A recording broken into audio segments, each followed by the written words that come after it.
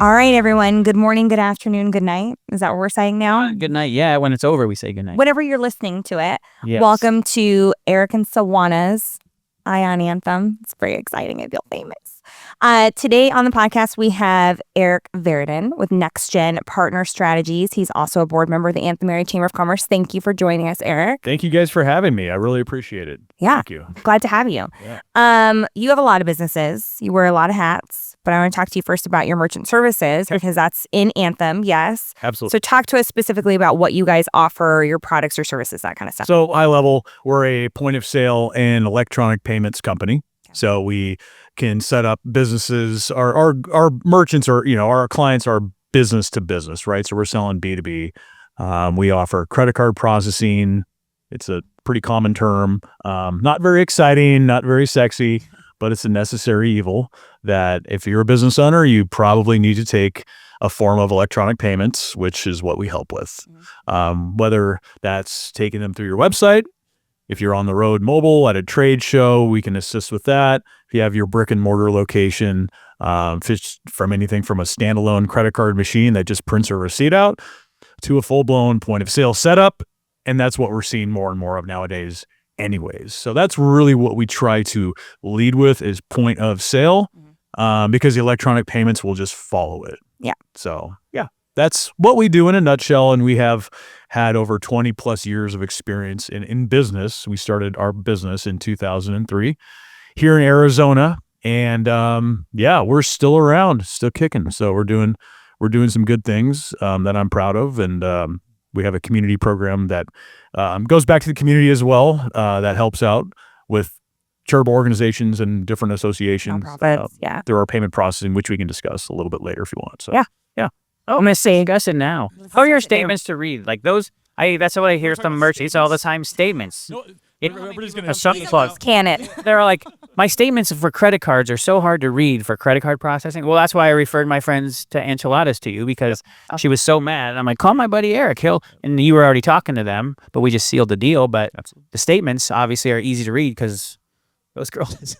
Yeah. Might not be able to read their statements so well. Well, so statements are, we do have what I would consider easier to read statements. What's nice is actually what you get the most out of is our reporting tools. So you have a back office you can just log into and you can see really what's in Greek on your statements in a more English type of format, if you will. Very user and easy to look at format. So that's what most of our clients utilize versus looking at their PDF paper statement. Some still get mailed to them if they wanted. But so I'd say ours are a little easier, but here's what makes us stand apart from a lot of our competition, because there's a lot of it, as we probably know, as a merchant service person on every corner, is you can call our office and you get a human being and we can go over your rates and fees and your deposits and all of that good stuff that you need to talk about with a live human being that's based here in Arizona. So Frank's the best. Frank saves my life all the time. Yes. See, your statement is a big thing. Now you got me on there. Like, statement, that is a big thing for credit cards. It's a big thing. And North American support is a big thing. Yes. Yeah, and you have that. You have better than North American. You have Arizona support. Yeah. A lot of our competition, and I've dealt with it myself, as we all probably have, but you're calling, and even during normal business hours for your time zone in the United States, you're probably going to be routed outside of the country. And 9 times out of 10, you're annoyed. It can't help you. I'm just going to be honest. It's freaking annoying. It's like a tier 1 representative. Can't understand. Yeah. B, they don't know your business. They're in a box. So we try to make it a point to know most of our clients, and we do have a good number of them, but you know what? We still have that. We're able to keep the relationship with most of them and on a first name basis, which does separate us. Well, and you can kind of have a eagle eye over compliance for people, right? Because you know it better like the back of your hand than anybody else will in the different industries. I'm not necessarily going to know it, and it's already overwhelming enough when you start a business And you now have to think about, oh, okay, am I being compliant? Are my cards being stored properly? Like, et cetera, et I'm cetera. glad you bring that up. That was one of my points I was just going to touch on. So PCI compliance. Let's talk that. Hey, that sounds Same with sexy. the card industry. Without getting too far in depth, because it's a thorn in everybody's side, including us in the industry, because we get, I'd say the majority of our phone calls that we get for service calls are really that. It's about, hey, I'm getting a fee, or how do I do my compliance? I have this little, like, I got my 60-day reminder, and then you try to log in to do it. And that in itself, I don't even understand half the questions. Right. You literally need to hire your IT guy and have them do it, because most of them are about that. And if you take the wrong, it's like a choose your own adventure. So if you answer the wrong question, it opens up a whole slew of a tree of other questions that you probably don't know how to answer. And you didn't realize you clicked the yes and not no. Right. So we can assist with that and get it done within less than 5 minutes. Whereas you can take hours to try to figure it out if you really wanted to try to answer all those questions. Yeah. So so what it means is basically the industry wants you to keep your card safe, don't want you to store cardholder information, and make sure your customers' data is safe and secure. Understandable, right? We don't want fraud, and that's what's occurring in our industry more and more, unfortunately. So we all get hit with that because of the bad apples in the world. So, and most of everything is on credit cards nowadays, right? So that's where data is being stolen. So we, as industry professionals, we have to step it up and offer these really cool, surveys and questionnaires that they have to attest to and fill out. But again, we can help with that. And then you're not going to pay a monthly fee over and over again for no reason that you don't have to, for being non-compliant. Right. And then more importantly, besides paying the fee, you're actually you're keeping your customers' data safe, which is the most important thing. So we help with that. And then another side that I did want to touch on, since we're talking penalties, security, and all that fun stuff, is one more thing a merchant needs to watch out for besides the PCI stuff is what's called invalid TIN validation. So tax ID number. Okay. So this has to do directly with the IRS. They came into the industry years back and they started cracking down on merchants that were fudging the taxes on electronic payments. So what they did is, if any of your legal information that your credit card processing person or yourself fills out on your application for processing, if it is a space or if there's a period that isn't actually on your tax return, in how you file your tax return, the IRS can start withholding 30% of your funds within a year. Wow. Until you get it right, and they have 180 days to give you your money back. So after you become valid, so this can be a huge headache. So what we do as a company, we make sure on time of application that we usually like to ask for your SS4s when you get your EIN from the IRS and all that fun stuff. We want to see how you're actually filing your taxes, and then we're going to copy that and we're going to put it on the application. Because we can even ask a client, there's been so many that actually don't know how they spell their legal name, or they thought it was at an old address on file that they used to file with, but it's now a new address because their accountant decided to change it. That has happened. It just happened to one of our clients, and she's going back and forth now to her accountant because her accountant's like, "Oh, we thought it'd be better if you did this." Well, they didn't actually communicate with their own client. So a nightmare. The merchant's invalid, and guess what? That also causes, it's another monthly fee of being invalid, and that's $50, minimum $50 a month for no reason. Like, it's something that you shouldn't have to deal with. But it is important that your credit card processing professional gets it right up front, because that could be a huge headache for the client, the merchant. That's another thing I like about you guys too, is I'm not going to say the name of the major competitors because it's a dirty word for Eric. I'm not allowed to say it. Are they a shape? Yes. Not a circle. But I find that you guys do not have as many like nickel and dime monthly charges for every little thing, and your percentage per transaction is lower, correct? Correct. It's roughly about, I'd say on average, it's a real easy average, but about 1% less at least. Yeah. That's great. Over all the different card types out there. What other kinds of services do you guys offer? So really, I mean, those are the biggest services we want to talk about. Those are the main services I want to really focus on this. Obviously we have, payroll providers, we have integrated payroll, we have, insurance partners and things like that are all can be integrated into our point of sale. But the point of sale is the main functionality that's where it starts. And that's where our industry is going, is point of sale, one ecosystem for everything. Because before, in some clients, it's fractured. They still are. Like, they have their credit card terminal that spits out a receipt, but then they have their separate payroll company, and then they have their inventory that they're handwriting in a notebook or an Excel sheet, and nothing talks to each other, right? So I'm glad we kind of transitioned to that, because now that everything, we're helping clients overcome that challenge too, is, hey, you have one software, and you have to deal with one system, and it does all of this for you. You have your inventory, you have it actually tracks your customers too. So you have, John's walking up, what's your phone number? You type the phone number in just like they do at Amped here, right? The CRM. And then it's your CRM, your payment system, all integrated into one. And that not only goes for retail face-to-face sales like, Amped Coffee, for instance, but it also can go for businesses that work online, right? For instance, at our gym, so I can give a forefront example that we use it. I use it myself. So we've integrated our payments into our gym software, specific software. And we start out with a lead coming in. The lead, we move it over to your opportunity section, right? Opportunity, they're going to show up for a class. Well, for the first class, we want to take their card on file, and we want to book them. So we get their card on file. Now that payments have been integrated into that piece. And so if they don't show up, yes, there's a $20 charge. Let's just say, for instance, right? So it keeps them committed, and gives them a little skin in the game to show up for their first class. So we book them, we put them in, and the trainers expect them. So that's just one example. And then by putting their card on file, if they then sign up for a membership, they love our gym, then all we have to do is switch their membership option to, membership B, right, instead of A, the trial. And now their card's already been stored on file, and all the payments, then we set up, hey, once a month, it's going to get billed this. And then it tracks them as a customer. We can see all their payment history all in one spot.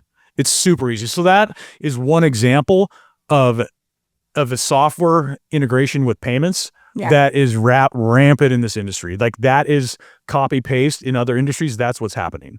And so we have to be ready for that. And we are also, as a company, we've made the shift and pivoted to integrate more of our payments into softwares. So that is my main focus. So How did you get into this business? Yeah.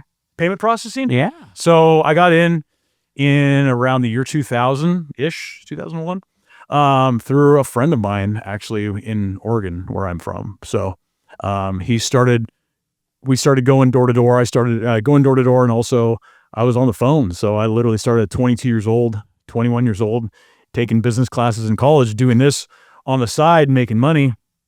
Hey, you're good on the phone. So I started telemarketing for him out of his apartment, and going down the list, and I started setting appointments, and then I started running appointments, and we were doing well. And I was setting like 8 appointments a day. And then I started hiring other salespeople under us. And then I had taught them how to set appointments. And then, I'd go out and run appointments, and they would send me, and then we kind of grew from there. Long story short, in 2002, I realized that I didn't want to work for that person anymore and the company that they were using, for many reasons. So I started my own company in 2003, and come to find out the company I was working for that I left got shut down by the FTC right then that same year. So I was a good choice. Left for a reason. I knew it. I had a weird feeling, but I started my own, and then moved to Arizona in 2003. Started right here in actually East Mesa, my little apartment that I first moved into, and copy paste and did what I knew how to do, and then just jumped 2 feet in and started hiring people, and figured it out the hard way of what not to do. The biggest thing is, don't way. repeat your mistakes. Learn from them. Yes. Make them. Please make them. Yeah. But then learn from them. Yeah. Right. So that's a whole other podcast. That's totally a whole other podcast. It seems like we could spin off a lot of different podcasts. We really could. Because we all of a sudden turn over a lot of stuff that we need to talk about. A lot of rocks. Oh yeah. I'm not a professional counselor, so I can't. No. Although, how did you end up here in Anthem, Arizona?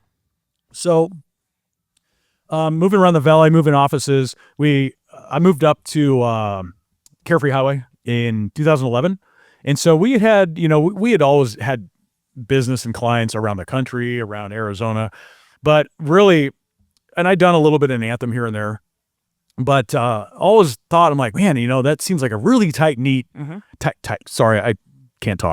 knit community, which is neat.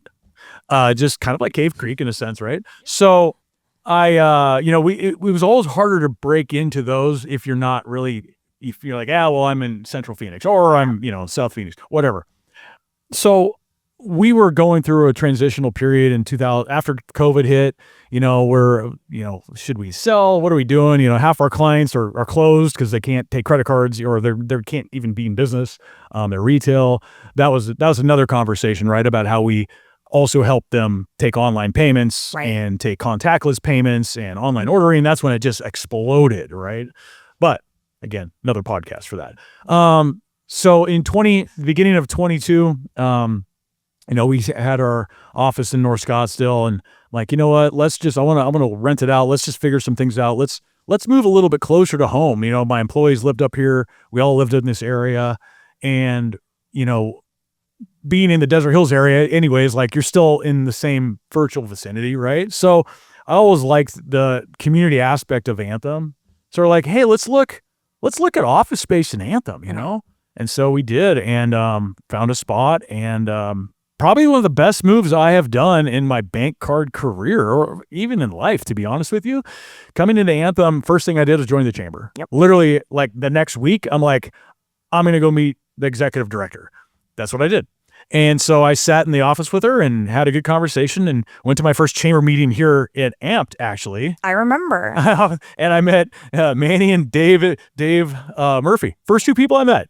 And, then I get invited to Rotary, of course, right? It's a snowballing effect, right? And that was amazing, because then the people I started meeting and the community that is, that's active here is just, it's second to none.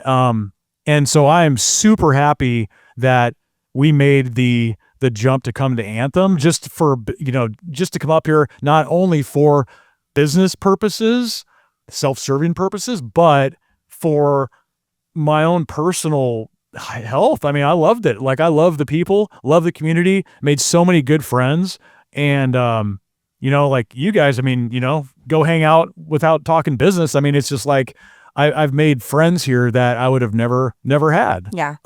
Which is the most important thing for me, and her family. So it's like, it's super rewarding, and, one of the better moves, best moves I've made as a person. So. And we somehow talked you into joining leadership and got you on the board. Yes. Which I'm trying to get to stay for like a lot longer. So yes, I'm on the board of the Anthem Area Chamber of Commerce. Very proud to be, and I think we're doing some great things this year. You're a fantastic leader. First of all, thankful to you, Sawana, because I mean, you're a godsend to the chamber and the community. So you've definitely taken the bull by the horns, and it's because of you, in my opinion, that a lot of us, that I'm still on board with everything. You've done an amazing job. So well, you're an incredible leader, and I'm lucky to have you. Thank you. For Sawana right now. It's a clap. Do you want to do it too loud in front of the mic? Come on, Erik. I'm very happy for Sawana. Yeah. You're doing a great job. Thank you. I love it. It's been great. Yeah, it is good. What do you? What's next for the chamber with Erik? Like, what do we foresee the chamber direction growing? Like, everybody, is it going to grow outside of Anthem? Is it going to go North Phoenix? What's TBD on that? We definitely have some ideas. I mean, I think we can say regardless, we know growth is happening and coming, and we have to capitalize on it in some way. I will say that we are starting to have more dual events with other local Chamber of Commerces. I think that's the way to start it, right? And we have so much overlap, like with Cave Creek Carefree Chamber of Commerce. There's a lot of our members that are members there, other chambers and things like that. So I think kind of dipping our toe and having these buddy meetups where it's like, hey, we're all friends here. We all have the same purpose. Let's get together and expose our members to your members and vice versa. So no, it's a great partnership that you're working on right now. Yeah, they're great. Yeah. They're a very fantastic chamber. We have nothing but love for them. But Del, one more thing I did want to touch on. How are we doing on time? You're great. We good? Rock and roll. Told you we can go on. is I want to just throw out there, a couple things for merchants, business owners to look out for if you're going in the POS world, which that means point of sale, not, piece of beep. So, Familiar. is really one thing I had just come across ourselves with a couple of clients. So this is real life story here.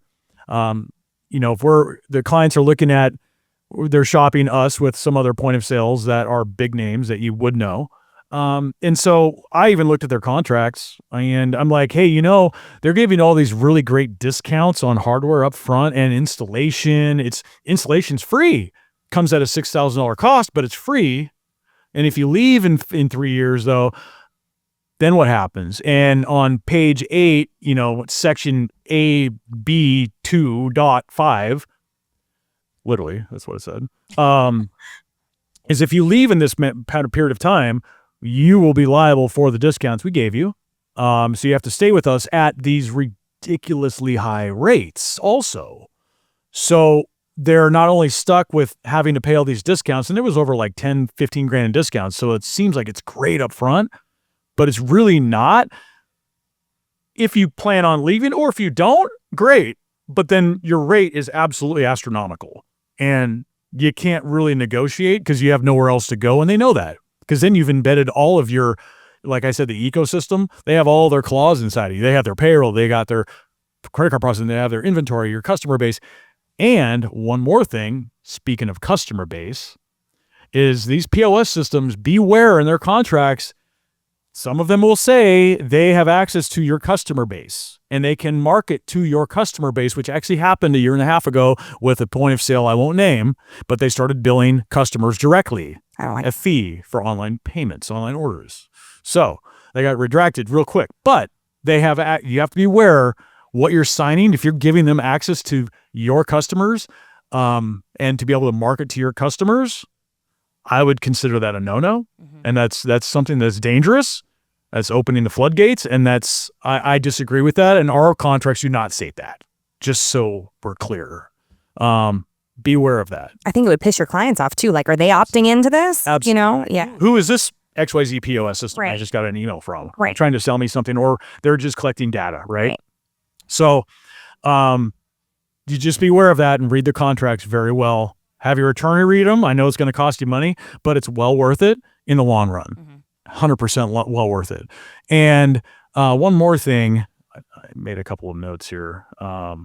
Last thing really is, we had another real life example. We just had a merchant that's like, hey, we have to, for our industry, they do this certain thing that we really want that only that POS system can do. So they were going to leave us, which I was sad about, but I understood. Well, we keep noticing that they're still processing with us after they said they were going to leave. And then they finally emailed us, like it was literally a few weeks ago. They're like, that POS system, it could do that, but it didn't do half the other things they promised me. And the salesperson, because a lot of these salespeople that work for these tech companies who started POS systems they don't understand the merchant services world. So that's a whole other, you have two worlds colliding, tech and payment processing, right? I started on the payment processing side, but a lot of these companies, they are just tech guys in Silicon Valley, right? So they don't understand the other side, but they're trying to sell it. Right. And they don't really know how to sell it very well, to be honest with you. So they come in and then they say something and promise them this, and it doesn't come to fruition. And guess what happened? Merchant says, you know what? They promised all this. They couldn't deliver. We're staying with you.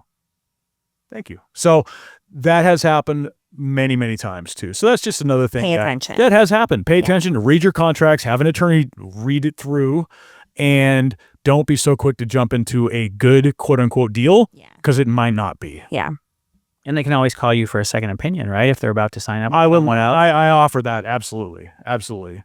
An honest, transparent second opinion. Yeah. Because I want what's best for the client. Right. If I agree, like, hey, we just can't do that. Like, we can't do this certain function for you if that is the case, like it was. I get it, and I want to do what's best for you. But then, we'll be open and transparent to read what really is going to happen, and we'll show them. And honestly, not always the best way to go, because if you tell them honestly up front, they typically come back. Yes. And they tell 10 friends. Yeah. And then it's very hard for them to ever leave again. Yeah. because they're like, yeah, we tried. Grass isn't always greener. No, Exactly. it's the greenest where you water it, right? I Absolutely. like these like tidbits. I know. I'm life so full of that advice. stuff, huh?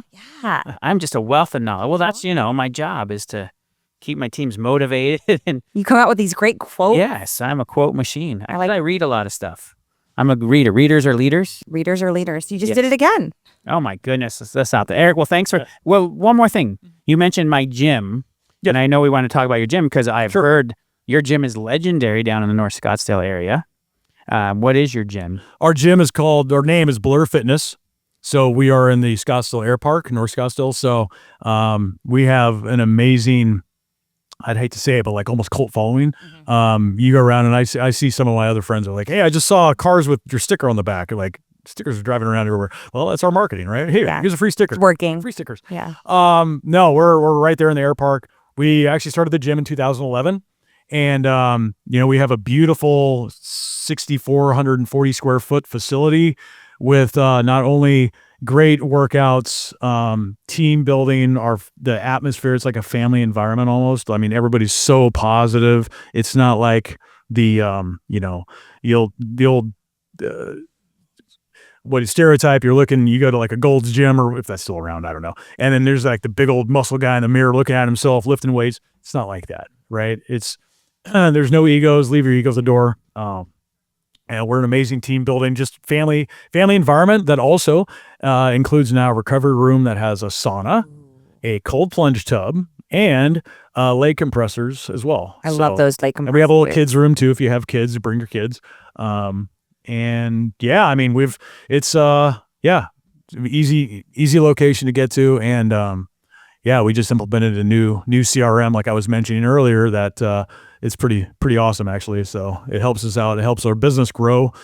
Software helps your business grow. But yeah, we're an amazing facility. blurfitnessscottsdale.com. It's a really long URL with 3 S's in a row, but blurfitnessscottsdale.com. That's awesome. How do people find you for your credit for the POS? NextGen Strategy. Want to say that Getting again? on dot POS. NextGen, NEXGEN strategies.com. NextGen does not have a T in the middle of it. Perfect. Or you can always email me, of course, ERIKV as in Victor at NPSAZ.com. All right, brother. Well, thank you for coming on. Yes, right here in Anthem. Support local. Yes, support local. All right, go have a great day, kick it in the teeth, and we'll see you next time.